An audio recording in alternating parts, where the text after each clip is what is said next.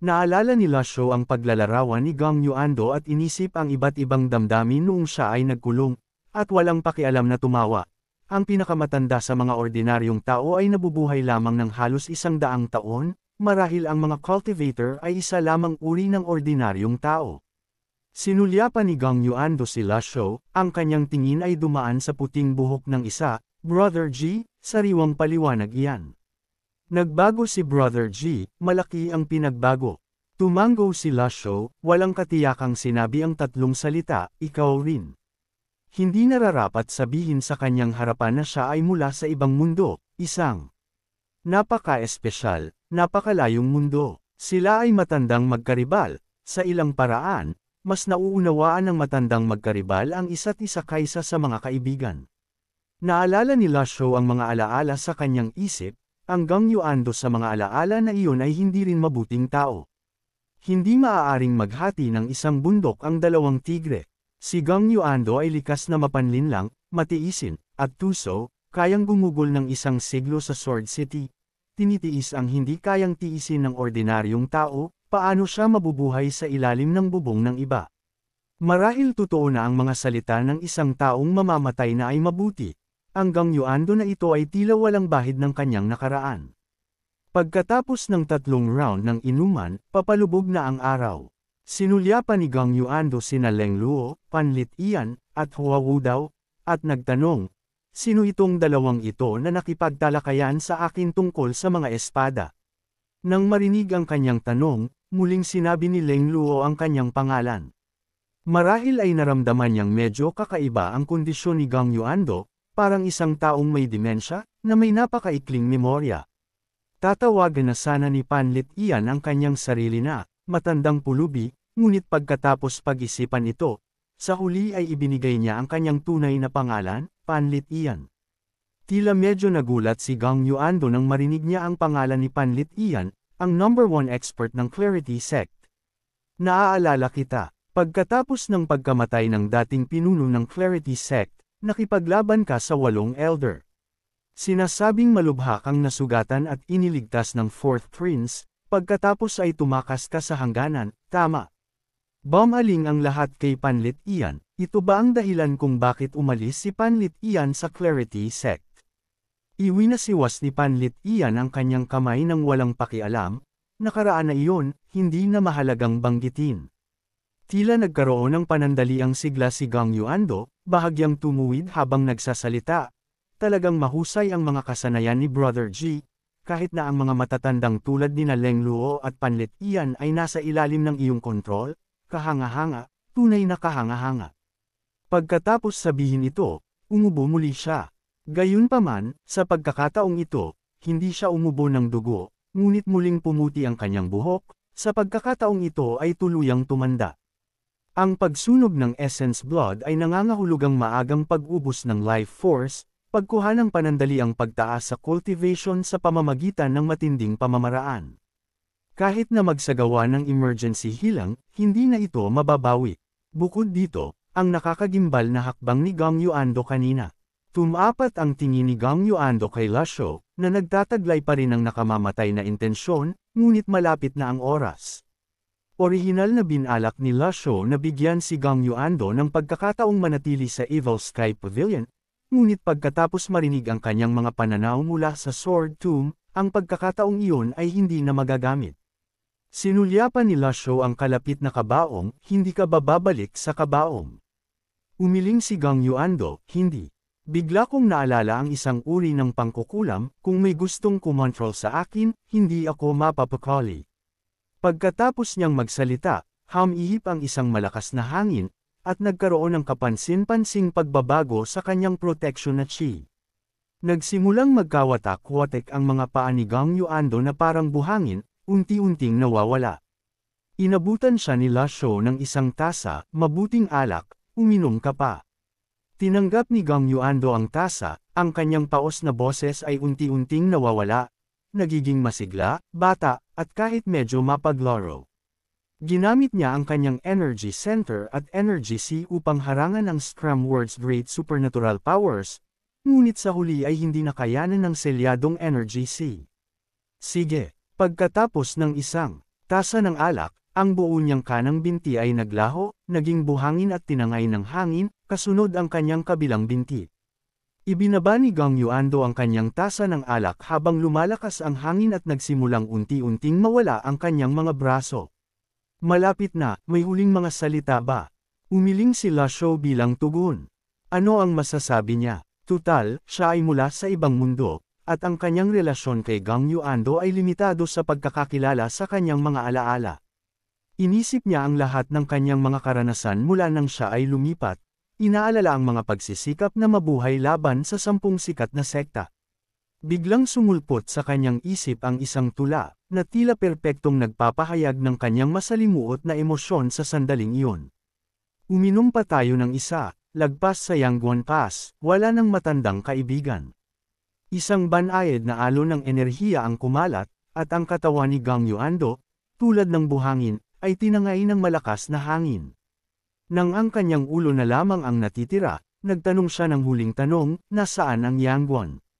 Sa kasamaang palad, hindi na niya hinintay ang sagot ni Lasho bago siya tinangay ng hangin sa kabila ng Golden Court Mountain, ang kanyang enerhiya ay tuluyang naglaho, walang naiwan sa mesa. Muling bumalik ang katahimikan sa harap ng Evil Sky Pavilion. Tumingin si Lasho sa malayo, tahimik ng mahabang panahon.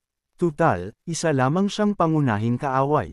Sinunog ni Gang Yuando ang kanyang essence blood, nawala ng 100 taon ng buhay, kahit hindi siya dumating upang hamanin ang Evil Sky Pavilion, mamamatay na rin siya. Orihinal niyang balak na mamatay sa kanyang kabaong upang mag-iwan ng buong bangkay, marahil nagkaroon ng biglaang pagkaunawa habang umiinom, nagbago ang kanyang isip. Linisin ninyo, utos ni Lasho bago pumasok sa bulwagan, kasunod ang lahat. Wala si Naming Sharon at Xiaoyu.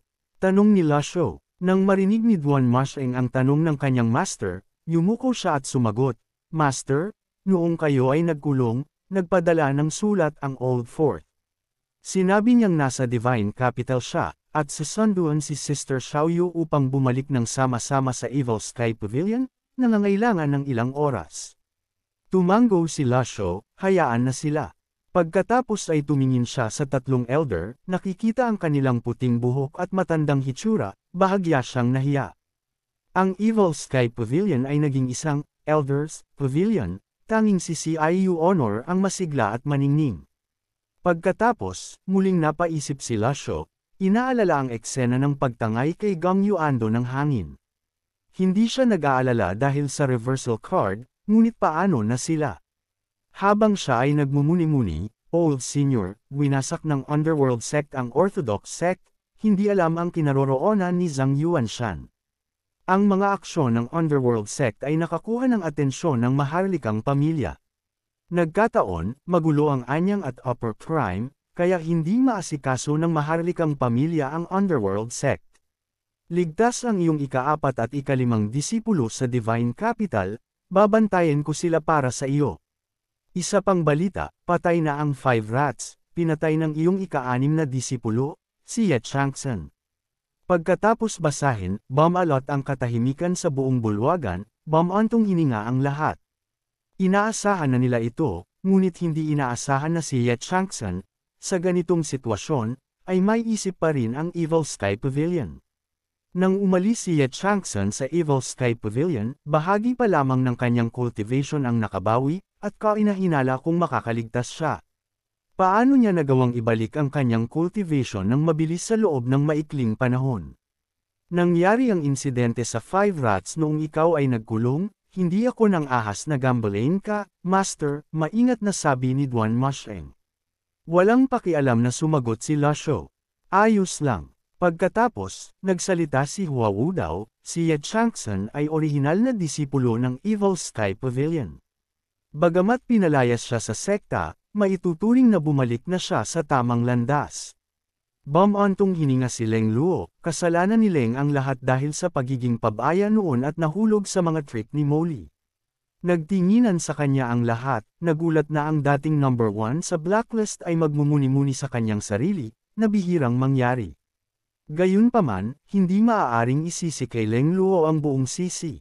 Ang tunay na may kagagawan sa massacre ng white citizens ay ang Commander-in-Chief na si Wei Zuoyan, at matagal nang patay ang tunay na Wei Zuoyan, habang ang utak sa likod ng lahat, si Molly, ay nananatiling malalim sa palasyo, na nemesis din ni Leng Luo. Tila pagod ang lahat, halatang nanghihina dahil sa kamakailang talakayan tungkol sa espada kay Gang Yuando. Kayong tatlong elder ay bumalik na at magpahinga, sabi ni La Shou. Yumuko ang tatlo at tahimik na umalis sa bulwagan ng Evil Sky Pavilion. Pagkatapos ay nagtanong si CIU Honor, hahanapin ko ba si Sister Changsen? Sinulyapan siya ni La Shou at sumagot, hindi na kailangan. Nanatiling tahimik ang lahat. Dahil lang nakitungo siya sa Five Rats, gusto na niyang makihalubilo sa Evil Sky Pavilion. Hindi naman pupunta kahit saan ang Evil Sky Pavilion. Nakitungo siya sa Five Rats, ngunit hindi man lang siya dumalaw sa akin. Dapat ba akong, bilang kanyang master, mag-abala pang hanapin ang walang utang na loob na traidor na ito? Talagang hindi. Medyo nag-aalala ako kay Old Fourth doon, tutal, Divine Capital iyon. Iwinasiwas ni La Shou ang kanyang kamay nang walang pakialam, marahil walang mas ligtas na lugar kaysa sa loob ng mga pader ng palasyo, huwag kang mag-alala. Kung hindi yun ang kaso, matagal ko nang dinala si Wit Ezard sa palasyo mismo para kunin ang buhay ng aso ni Molly, magkakaroon pa ba siya ng pagkakataong magplano sa likod ng mga eksena? Bukod dito, dahil si Jiang Aijian ang nag-aasikaso ng mga bagay-bagay, hindi dapat magkaroon ng anumang malaking problema. Pagkatapos ay gustong pag-aralan ni La Shou ang ikatlong supernatural power ng heavenly writing, ngunit nang maalala ang mga salita ni Gang Yuando bago siya mamatay, hindi niya maiwasang bumantong hininga. Sinuri niya ang merit point sa system interface at nakitang ang pagkamatay ni Gang Yuando ay nagbigay sa kanya ng 1,500 points, malamang ang pinakamataas na gantimpala para sa isang target hanggang ngayon. Posible kaya na ang 9 lives ay tunay na kumakatawan sa isang hindi malalampasang hadlang. Wala na bang talagang sino man ang nakalusot sa libong taong limitasyon mula noong sinaunang panahon? Bagamat si Gang Yuando ay isang matandang karibal, tutal, kapanahon ko siya. Ang sabihing hindi ako naapektuhan ay panlilin lang sa sarili. Biglang naitanong ni La Shou kung nabigurin si Ji Tiandao na makalusot sa 9 lives at bumagsak. White Citizen, Riding the Yellow, ang mga lihim ng mahabang buhay. Pagtawid sa Sky River upang bawiin ang mga bangkay, hindi lang siya ang naghahanap ng mga lihim ng mahabang buhay sa mundong ito. Sa simula, wala siyang pakialam sa isyong ito dahil mayroon siyang reversal card. Ngunit ngayon, sa pagbabalik tanaw, ang pagbagsak ni Ji Tiandao ay hindi simple, at maaaring hindi ginagarantiyahan ng sistema na hindi siya susunod sa parehong landas. Sa kalaunan, ang aking mga disipulo ay tatanda at mamamatay. Sino ang kikita ng merit para sa iyo kapag patay na ang iyong mga disipulo? Naisip ni La Shou sa kanyang sarili. Ang pag-asa sa sistema para sa immortalidad ay tila hindi tama. Naisip din ni La Shou sina Yu Zhenghai at Yu Shangrong. Nang umalis sila sa Evil Sky Pavilion, nasa 8 lives level na sila. Sa paglipas ng mga taon, sa kanilang mga talento, hinahanap din kaya nila ang mga lihim ng 9 lives at mahabang buhay tulad ng sinabi ni Gang Yuando. Anong mga lihim ang nakatago sa pagitan ng 8 at 9 lives? Dalhin ninyo si Qin Jun. Nang marinig ang mga salita ni La Shou, agad na umayo si Pan Zong. Di nagtagal, dinala si Qin Jun sa bulwagan.